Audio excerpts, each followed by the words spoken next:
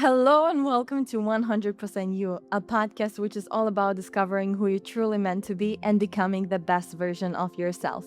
I'm your host, Barry Burrell, and I've been on the self development journey for the past 15 years and spiritual journey for the past 13 years. In today's episode, I'm gonna tell you all the lessons that I learned in the past year. So we have 26, 27 lessons that I learned. And some of them are things that I already knew, but it was something that carried with me through the entire year.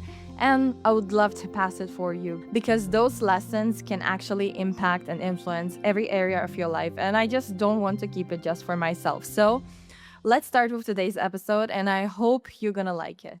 And if it's your first time here, so I have plenty of videos that you can rewatch or listen. And every single week, I try to take spiritual concepts, things that I learned throughout the years, and try to make them as simple as possible so you can learn them too. So let's start with today's episode. I thought what would be the best way to do this episode. And as I said in the previous episode, it took me a while to do the reflection and to write all the lessons I learned in the past year because it was a really challenging year, but at the same time, it was one of the best years I had because it released everything that I needed to release in order to get the life that I want. And it was kind of the theme of my year of being 26. Now I'm 27. It was getting the life that I want. And although I'm not necessarily have everything that I want now, but I can say for sure that this entire year that I had, if I didn't had and went through all the things that I went through, I would never could live the life that I want. And sometimes to get where you want, you really need to do a deep work. You need to release a lot of things. You need to set, new standards. You need to change habits. You need to start really going deep and understand why are you not getting what you want. And was kind of the theme of this year. So I tried to separate it to 5 different topics so it will be easier to follow. And in general, we have around 26, 27. Like the 27, it's like more principle. I don't know if it's a lesson, but let's start with this. So, the first part I will talk about more about mindset. And the first lesson I had, and it's something that again, many of the lessons that I'm about to share with you, some of them are things that I already knew, things that I already implemented in my life, but I tried to take everything that was really meaningful and I saw it many times in my life and my friend's life and, kind of summarize everything. So the first key lesson is that we ask for things, but we have zero idea what they will actually look like in reality. And it sounds simple, but many times, everything that we ask, eventually, no matter what we say, we always speaking to God, the universe, whatever you want to call it, we always speaking to this highest force. So no matter what you're asking for, we sometimes don't even know what will be the way to go there. We will always get what we want. And this is, we'll talk about this later in this episode because sometimes we ask for things, but we're not ready to receive them or it's not the right thing. But in general, when we ask for things, the way to get them might be completely opposite from what we hope it will be. And the reason I wrote this as the first thing is because I saw one of my journals from 2024, 2023, and I saw that for like 6, 7, 8 months, I was literally praying for things to change in my life. And I was asking for specific things to change. And I remember every time I was meditating, I was asking, and like my life was fine, like it was good, it was great, but I was asking for a real change. I could not understand how can I change the life in order to get where I want. So I started asking the universe, show me how this can happen, show me how this can happen. And I have in my notes in my phone like bunch of conversations that I had during meditation with the universe that like, this is what I want, this is what I want, this is what I want. And I remember that on all of those conversations, almost on all of them, the answer that I received was, are you sure you're ready for this? Are you sure you're ready for this? This is going to be hard. This is going to be hard. And I remember I was like, okay, but like if I'll get everything that I want, so I don't mind to go through the hard times in order to get there. And I forgot about those conversations, those notes that I had with like myself during meditations. And I saw them a year and a half later, which was like during this year, the end of this year of my birthday, I would say. And I saw it and I was like, was exactly what I heard and like I understood from this meditation. Like, I ask for something in order to get there. I had to go through this way that everything is falling apart, that it feels like I'm about to die. Like, I don't know, but like it feels really, really, really hard. And I did not understand how can I get out of the situation. But I literally ask for this. So sometimes we ask for things and we don't know how we're gonna get them. Or we can ask for things like show me, show me, show me, and then you get like bunch of things, and it always takes time. It will never take like 1 second. Usually it takes time. It might take a few weeks, a few months, a few years, but the things you ask for, you will get them if you're willing to let them get into you. Second lesson that I realized is that I'm really big on like writing goals, right? Doing vision boards, if you know me. So, and you heard a few of my episodes already, so you probably know that part of me. But in general, I realized that there's two types of desires and goals. And if you have different ideas, go ahead and tell me. But I realized that there are two types of desires. There's the desires and things that are pretty easy to manifest, because I realized that I'm really good at manifesting things. But at the same time, I had things that for years I could not manifest and change in my life. So the way I see it now is that there's two types: the ones that are really easy and the ones that carry heavy karmic weight and demand deeper work. So let's say I really wanted to have something in my life, and for years, no matter how much I tried to have it in my life, to put it as a goal, to do this and that, I could not have this in my life. And there was something blocking me energetically, however you want to see it, but I could not have it. And other things, even like really big things, that I could have it in my life much faster. Now, some people can say maybe it wasn't for you, maybe this was for you. But if there's true desire for something, I do believe this is something that is meant for you. I do believe there's a potential for this to exist in your life, but sometimes, and again, we're going to talk about this later on this episode, but sometimes there's deeper work you must do. And if you see there's something that you try for years to have and you cannot have it, there's something karmic or like something energetically blocking you, and you must do the deep work. Otherwise, you can just keep trying to manifest it, and good luck with that. And another thing is that we are all manifestors, and we manifest really, really fast. If you think you don't manifest really fast, you should look at your life, because everything you say you want, everything, like if you know how manifestation works, you have everything. You basically created everything in your life. Once you change your way you're thinking, the way you feel, the way you show up in the world, things will start to change. But it all starts from your consciousness. And, we'll talk about this later on too. Lesson number 3. I realized this year that raising your frequency is a non-negotiable.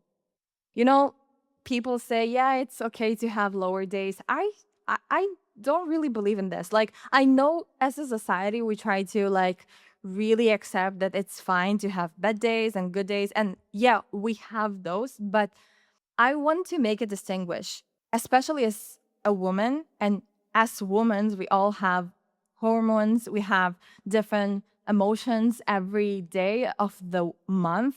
But normalizing being in a loop of it's fine to be sad, it's fine to have anxiety, because there is normalization of it's fine to have anxieties, it's fine to have this, it's fine to have depression. And we do need to recognize it and identify it. And, if someone needs help, so go and ask for help. But I don't think we need to normalize it as like it's fine to have this period of your time, of your life, like having 1 month of anxiety, of depression. Like, I know some might not agree on this one, but I do believe that the best way to get out of any situation is by trying to raise your frequency. And you can be sad, you can feel like you're in the worst point of your life, and still trying to hold a high frequency. It's a constant work, but I'm telling you, like, I had this entire year, I had many points that I felt like I'm at the lowest I have been in my entire life. And looking back, I'm so proud of myself, because I still held a really high frequency and tried to be grateful. And what is actually high frequency? We also spoke about this in previous episodes, but in general, holding high frequency is basically is being grateful. Try to not be in this mindset of, why is this happening to me? In the bad way. Trying to blame the entire world, not taking responsibility, trying to look for more bad things to come for you, talking very negatively. Those all like more lower frequency vibes to act as the victim. But trying to hold a high frequency, no matter how shitty the situation is, will actually change your life and will take every situation that you have, no matter how bad you feel, and will make you feel better. Yes, you can have mood swings, of course, we're humans, but those mood swings can happen still in the higher frequency. And I feel like this is what most people are missing. You can still have emotions and, all the swings, but being grateful at the same time. Remind yourself being grateful, trying to, I don't know, listen to really motivational music, trying to talk positively and not go to the direction of, oh, it's fine, I'll be depressed for, I don't know, this 2, 3 days. Because with that, it will just create a snowball effect and will get you, more in the lower frequency. And if you want to live the best life ever and be the highest version of yourself, you need to learn how to raise your frequency and do it all the time. Your highest frequency might be different from time to time, but still to hold that in your mind. Lesson number 4. So, state of consciousness can actually change in a matter of a single day. One day you can wake up with everything and feel the most abundant person ever, and the next day to feel like hopeless and you have nothing. And I'm also talking about like the physical world. Like if you actually don't have anything in one day and the next day you have everything. Everything starts from your consciousness and how you look at the situation and how you decide to view this event, the situation, whatever you're going through. Because eventually, everything we're going through, we experience in this life, is the perception we have about the situation we're going through. So you can always change the perception of what you're going through with your consciousness and decide, no, I don't see this as like 1, 2, 3, 4 negative things. I see it as the best thing that ever happened to me. I see this as, 1, 2, 3, I'm grateful for this. I needed this change. Look at this from an angle of the consciousness you want to have. And everything can change in a matter of one decision, one day, 1 hour. Like you don't even need to sometimes go through things in the physical world, because you might have things in the physical world that maybe change things. But if you still hold a victim, or like you shrink your consciousness, you will not feel like you deserve this. You will not feel like it will last. So your consciousness can actually change your life in a matter of seconds. Again, you might not see the changes the same second, but it will actually change how you feel, how you look at the world. And in the long term, it will create a snowball effect that will open for you much more opportunities. And this was another big thing that I kind of repeated this with my friends, that I really prefer to be in the lowest point of my life, but show everyone else and myself being very grateful and hold a high frequency. Because when you hold high frequency, more opportunities comes your way. People want to be next to you. You have much more things that actually aligned with you. But if you will be at the lowest point of your life and you will and people will have the perception that you're miserable, that you're going through something, this is actually what will reflect in your life. Like if you believe that you're miserable, that you're the victim, that you're this and this and this, and this is also what you will show to the world. So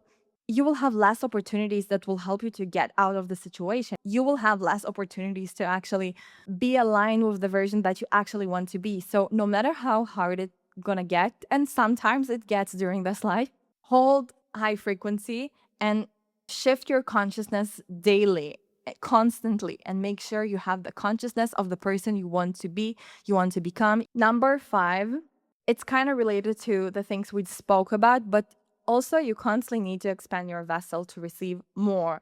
So let's say you're trying to have something in your life, and if you want to know how to do this, so again, we have episodes about this. I recorded a few episodes about expanding your vessel, but in general, I will say that the most simple example is, I remember that a year ago, almost a year ago in September, last September, I really want to know how to use LinkedIn and like connect to people very easily and expand my connections with people from the industry here in my country. And at the beginning, it was really hard for me to do this because I was really struggling with commenting to people on LinkedIn. And I remember I literally didn't know how to respond to people on messages. And it also was hard for me when I talked to investors because I tried to find at the time investor for my sunglasses brand.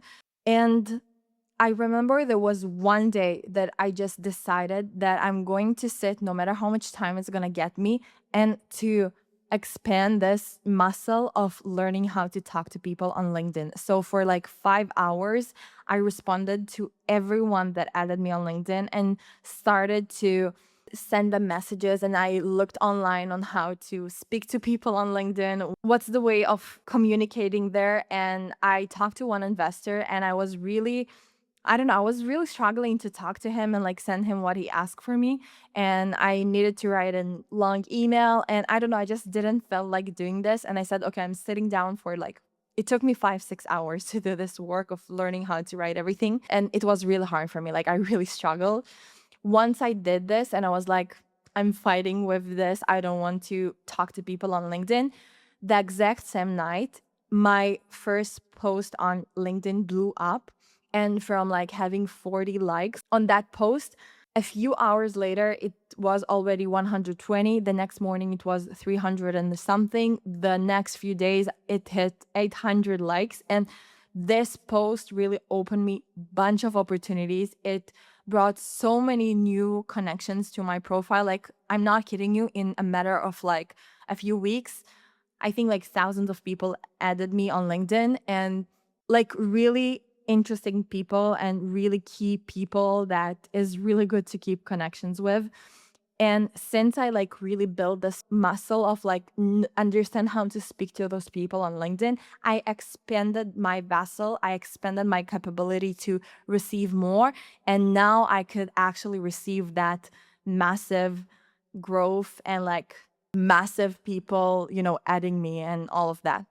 So constantly trying to expand your vessel. If you see resistance, and this is the next one, if you see resistance, constantly look for, okay, how can I expand my vessel here? How can I actually receive more? And the sixth lesson is connected to lesson number 5. So lesson number 6 is the stronger the resistance, the bigger the breakthrough on the other side. And I could not tell you how much this lesson saved me in my entire life. And I follow this rule for so many years now. And the best things in my life happened thanks to following this rule. And this year, I feel like it really showed up every single month. I saw this, like, I have a huge resistance of doing this hard conversation. I know there's huge resistance there, and I understand I need to do this. And I just spoke with a friend, and the way everyone see it is kind of different. I feel like I see it as just going through the resistance and doing this. Some people may say that you need to first release the resistance and then do it, but in general, the action should be is understanding where the resistance is and look at this as a compass. And if you never heard about this concept, please write it down somewhere. Where you have resistance is actually your compass to what you want. Okay? One of the hardest conversation I had this year was thanks to me understanding there's a huge resistance in a situation, and I realized that I'm so afraid of doing this conversation. And once I realized I have a huge resistance to do this, like, I never had such a big resistance towards something in my life. Once I realized this, I just sat down and for like 2 3 days I processed the fact that I will need to have this conversation, because if I have such big resistance there, this is probably the right way to go. So the more resistance, basically showing you this is the right way to go. And think about every situation you ever had in your life. I promise you, you will see this pattern. Maybe you had it once in your life, but try to see where you have resistance, and it will always be where exactly you need to go. And as I said, it kind of connects to the previous one, because in order to expand your vessel and make more room for receive more, you need to do things that are uncomfortable for you, because once you do this thing, okay, having this hard conversation, doing this, going to this business, whatever, you basically telling the universe, okay, I'm ready. I know it's going to be hard at the beginning, but I release this. I release this block. I release this resistance. And now with this energy that released, I can have the room. I can have the capability to actually hold what I actually want. So listen up. If you have resistance right now in your life somewhere, sit down, write it down, and process the fact that you must do this, release it, and just go do this. I promise you. If you do this, tell me how it went. Okay, now we're moving to the next part. So the next part is more about inner work, subconsciousness. And the lesson number 7 is when a pattern repeats endlessly, there's something deep beneath the surface asking to be released. And again, it's some kind connected to the previous one, but I want to be here more specific. And again, this is something that I did for years, but this year I really took it seriously. Everything that I saw repeated in my life, I was like, I'm going to release this from my life, because if something repeated in your life, that means there's something energetically blocking you from getting what you want. And patterns can be bad and good, right? I'm talking about the bad ones now, the ones that actually don't let you get what you want. So I spoke in the previous episodes about the patterns that I saw. I saw patterns that I have in my finances. I saw patterns, and it was kind of combined, like three things combined. It was relationships, romantic relationships. It was my career every time I tried to open a business, and it was my finance. Everything was kind of combined. And I realized that I had a deep pattern that I could not understand what it is. I really went deep this year to trying to release this in order to, let in more space for the things that I actually want. But one thing to remember, once you see patterns, that means that this will keep happening until you press stop and understand what's happening there. Okay, patterns are keep showing up in your life until you actually do the work. Okay, number 8. And this was kind of connected to the previous one. Again, everything is connected, but number 8 is that optimism is not enough. I'm very optimist person. Everyone that knows me, I'm like the most optimist ever. I don't know if ever, but like I'm really optimist person. And because I'm so optimist and literally like many of my thoughts during the day are really positive, the way I speak to myself is very positive. But again, since I saw there's patterns in my life, I decided to go deep and understand what's blocking me from achieving what I want, because I had the affirmations, I did everything. I was really talking good to myself for years, and I still did not understand why I still don't get the results that I want, the things that I want in my life. And what I realized is that this is a strong one. And I got this only because I understood I have patterns and I must do the deep work. Is that no matter how positive you are, if a pattern is stored in your body cells, and we spoke about this in previous episodes, you will keep manifesting and justifying it until you clear it out. You will keep manifest the things that you don't want. Okay, no matter if you have a pattern that is not cleared, you will keep manifested, because probably this is something you got maybe in your childhood, maybe I don't know where, maybe you born with this. Everything can happen. Maybe you had some kind of traumatic event, something you remembered. But if your cells, your subconscious remembers something, and sometimes, every cell in our body, we have, I think, 30 trillion cells in our body. Every cell in our body basically holds memory. And the way it holds memory, it's not like information and like thoughts and, facts. It remembers by feelings. And if you have a specific feeling of like, I can tell you about myself that I had feelings of shrinking, of abandonment. I had a lot of feelings stored in my cells, in my subconsciousness, that until I realized and until I went deep and understood, okay, this is the patterns that I had. I tried to connect it to traumatic events I had in my childhood, but even if you don't connect it, but once I stopped and understood what is the patterns, what are the feelings that I hold in these patterns, it was easier to understand, okay, this is probably the memory that my cells, my subconscious holds. So it doesn't really matter if I'm super optimistic, if I'm positive, and if I'm telling myself I'm rich, I'm in love with the love of my life. It doesn't matter. I am CEO, I'm successful business owner. It doesn't matter. If I hold a completely different memory in my body that I'm showing in my hand, okay? If I'm holding completely different memory in my body of shrinking, of abandonment, of not being enough, of I had many things. This is eventually what I will manifest in my life, because what we believe in, and if it's stored in your subconscious, this is like part of you now.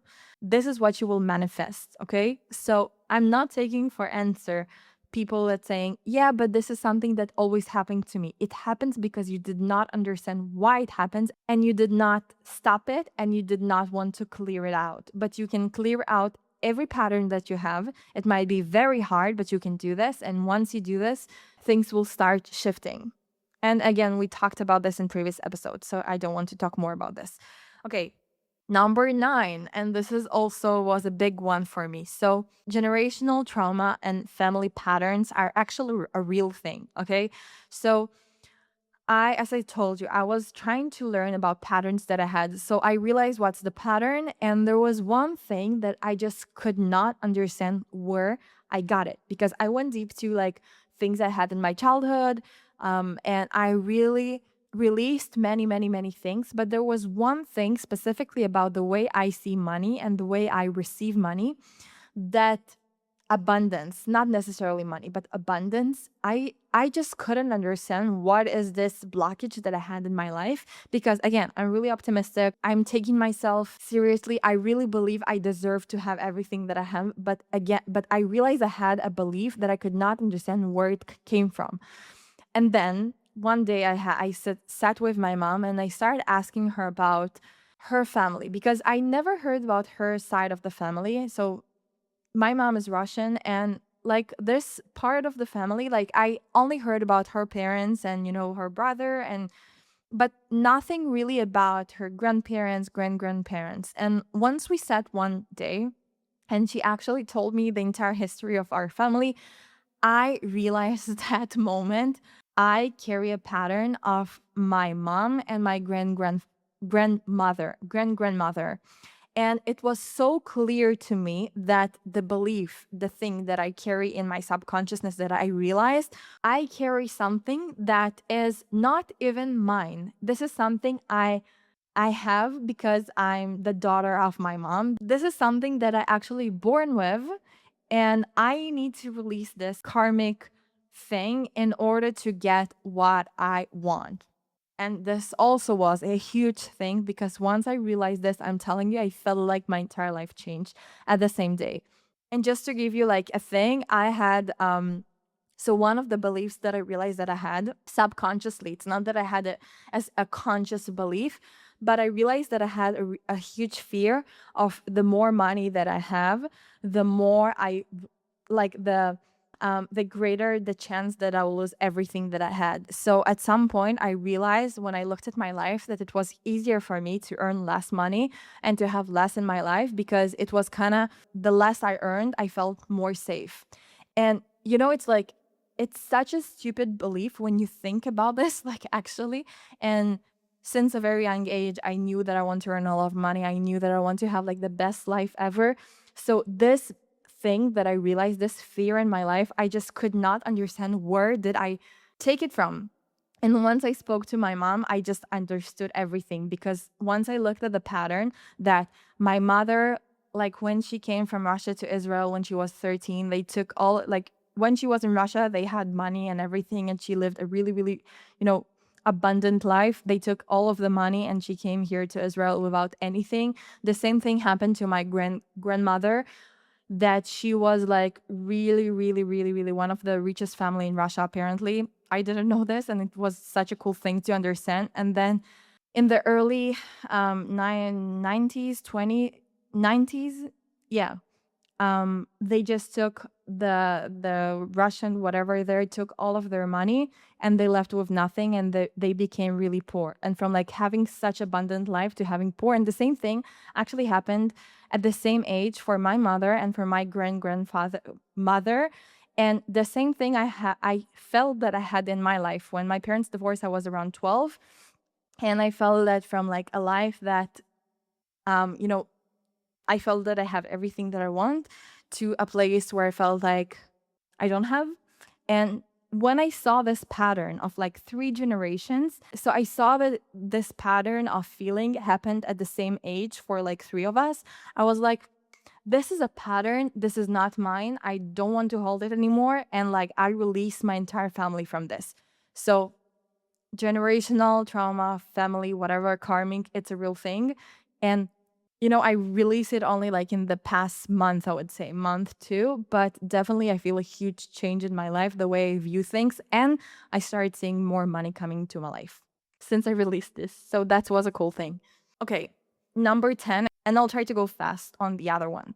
So 10 and 11 is kind of combined, but number 10 is commanding your subconsciousness mind is a powerful tool to make space for everything that you want. Let's say you understand what patterns you have, or you don't understand what patterns you have, but you understand where you have resistance or something that you want and you still did not achieve it. So the way I do this, and I do this also for years, but this year's was really strong, is I just talk to my subconsciousness. You can call it talk to God, talk to the universe, whatever you feel comfortable speaking to, like language using, but I speak to my subconsciousness. I literally say, subconsciousness or like universe, release the things that I have in order to achieve 1, 2, 3, 4. The things that I want, I'm just talking to the universe, talking to my subconsciousness, or God, release what I have that blocking me to achieve this thing, to achieve this relationship, to achieve this career, to achieve this success. And I usually take like one thing. Sometimes I do it like with many things, but I just ask to release things. And I tell the universe that I'm ready to go through the thing in order to release it. Because sometimes, releasing something can take some kind of an action or like insight from you. But at the same time, you can release things from your life in a matter of one day.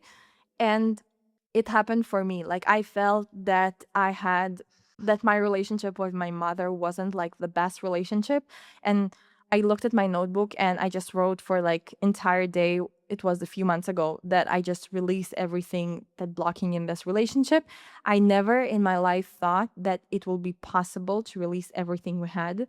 And I'm telling you now, a few months later, I feel that everything is released. And like, we didn't like, things happened, but it did not was so hard to do this. It was just like, I felt like the universe just took us to puppets and like changed the roles, changed things, and put us in new roles, new seats, and like everything changed. This is how I feel like. So, and I had it in many more things in my life. So ask for what you want to release and it will release. Just trust the universe. And number 11 is actively talk to your subconsciousness. So here it's more, I would say, in a matter of like, show me what I need to do. Okay, if you don't know what to do, just talk to the universe. What do I need to do here? Right now, I'm really debating how should I do the podcast because I'm opening 2 brands now. Like, I have this brand and I'm about to open another brand. So, and eventually, like, these 2 brands kind of hold the same energy. So I'm talking constantly into the universe and I'm like, show me what I need to do here. And I just know and trust that the answer will come. Or like, show me how can I do this? Show me how this is possible. And you will see. You just need to trust and talk to the subconsciousness, universe, God, whatever. Okay, number 12, don't run away from ending and closures. I know that most people hate, I don't know if most people, like many people do like closures, but when it comes to like really harmful things or like things you went through with yourself, sometimes it's really painful to do closures and do them properly. Okay, because many times it's easier to run away and don't feel the pain. So this is something that I'm again doing for years, but this year it was really meaningful for me to do the closures properly and go through them and take the time to feel the pain. And you can still have high frequency when you're having pain, but not escape the closures because when you do it properly, it lets you release things quicker and get to where you want quicker. So I highly recommend, if you're going through a breakup, going through something challenging happening for you, painful moments, don't escape the ending, the closures. Like, do it properly, because it will release you. If it's with other people, like a connection or something, it will release both of you. Do it properly, because otherwise you just keep the energy there.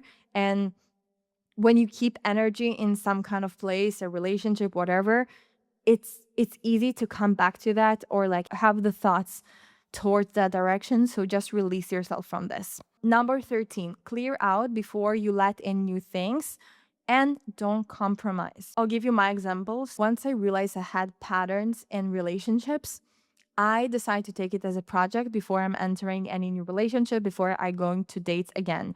And once I did start going on dates again, I realized that I felt that I still need to go through something. And like, I knew exactly what I want and what I'm looking from a partner, but the same. And when I started going on dates, so the people I dated didn't feel like exactly what I wanted.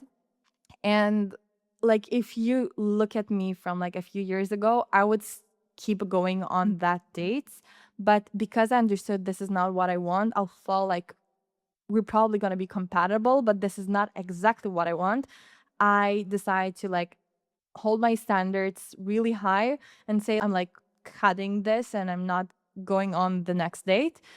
And once I had a few of this, I also understood that I prefer to clear out everything and really feel that I released everything that blocks me from entering to a relationship before I go on dates again, because otherwise I will just be in a state of feeling that I'm not finding the exact person. But even if I would find the exact person, if I didn't clear out everything, at least the way I see it in myself, okay? I know that people can enter a relationship and not clear out everything, but the way I see things, specifically about what I want, I felt like I need to clear out everything before I enter to the relationship.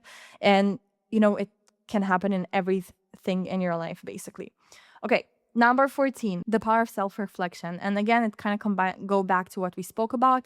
Even if it's scary, if you're going through something you don't really want to talk about, you don't really want to write, do yourself a favor and just start reflecting and go back and write. And when you end up this period, so I had, as I said, I had challenging period, and usually I do reflection on my birthday. And this year I really didn't want to do the reflection, but I did that anyway. And this has really actually helped me to see the entire story from a completely different lens from what I remember I went through.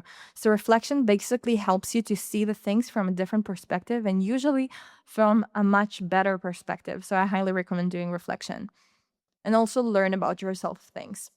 Okay, part 3.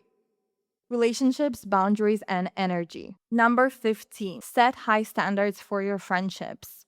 And this is also was a really big one for me this year. So I'm the type of person who is like, it's really easy for me to accept people. Like, I see people that are like really weird or that people don't like them, and I immediately feel compassion toward them. And I truly try to accept everyone as they are, as human beings.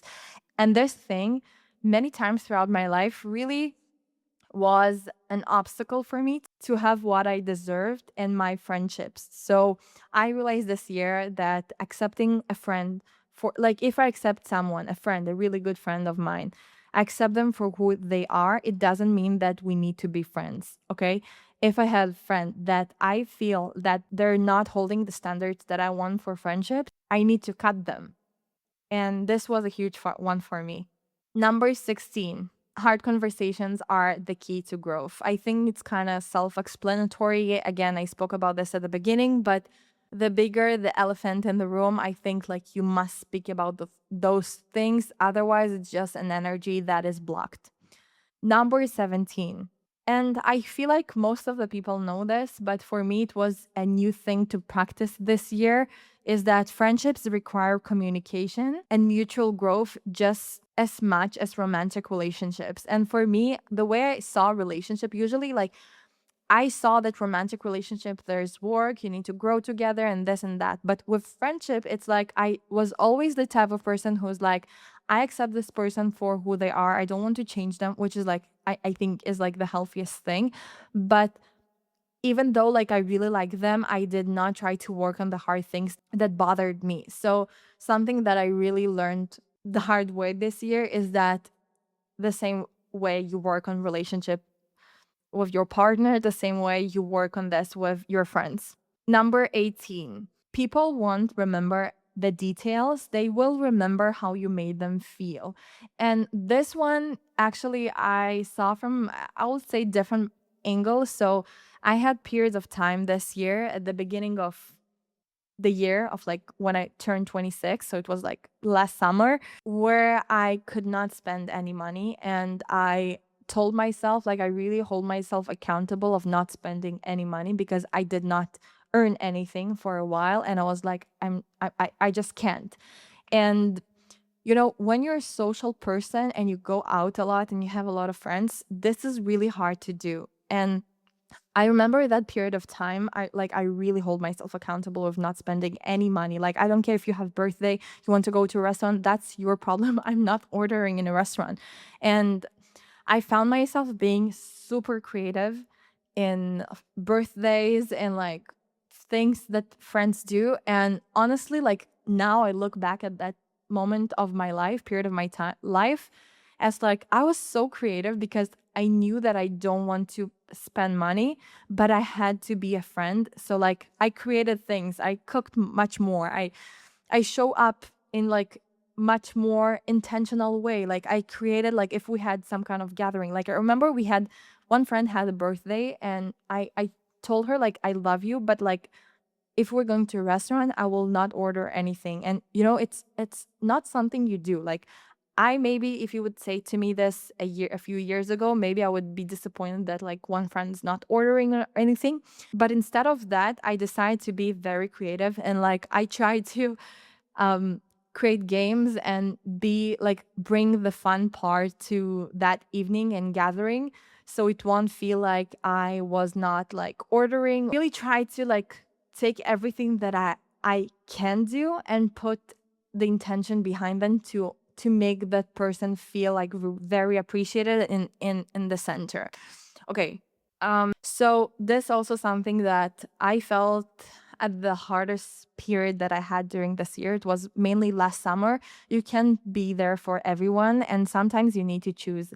I had a period of time that many of my friends went through difficult things, and I went through really difficult things too, and I could not be there for anyone else except for myself. And I did not really want to share with anyone what I'm going through. So and for me, it was really hard because I'm the type of friend that is always there for my friends. So I was telling people that I cannot be there for them. And I chose like one, two friends that I will be there for them, even if I'm going through something really difficult. And it was really, really hard. But like I could not be for 8 people at the same time and also for myself. So I kind of chose like one, two people. And something that my friend actually told me this week is that like you get the credit for the kind of friend you are during the year. So even though like maybe you weren't there at this moment, but if you like gained a credit throughout the entire years and you always were there, so the one time that you couldn't be there, like a friend, a really good friend will understand that if you were a really good friend. So this is also something. Okay, number 20, we're getting there. Protect your energy and stop being a sponge for everyone else. So I feel like most people will not get this, but like for me, it was a big one because I felt like I'm always a sponge for other people's feelings. And I learned how to protect my energy. I will actually also post here on this channel affirmation meditation that will help you to protect your energy. So as I said, you can speak to your subconsciousness to protect your energy and you don't have to hold everyone's else energy. So this is something I learned this year and it was a big one. Number 21, the power of locking in and saying no. And this is kind of connected to what I said with the how to make people feel. So last summer, it was a period where I felt that everyone is like, want to go out, do things. And I just felt that all I want to do is just lock in and work. And I did not want to tell people what I'm doing. So it was kind of hard to say people I need to work, but I don't want to see you. And then they're asking, what are you doing? But it just was like a bunch of hard conversations for like a month, a 1 month that I was telling people no, no, no, no, no, no, no, until they like got it.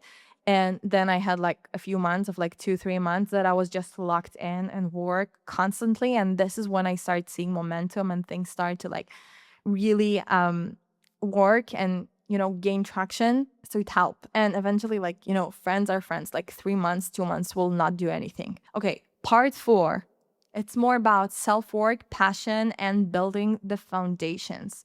So, lesson number 22: strong self worth is built from within, not from external labels. And this is something I think is kind of self explanatory. And like, I feel like most people know this, but I felt like around during the past years, I changed a lot of things in my career. So there was 2 years that I worked in real estate investment. Then I will work in a high tech. I had the sunglasses business. Then I became a student. Like every time then I worked at marketing. Like I did many, many things.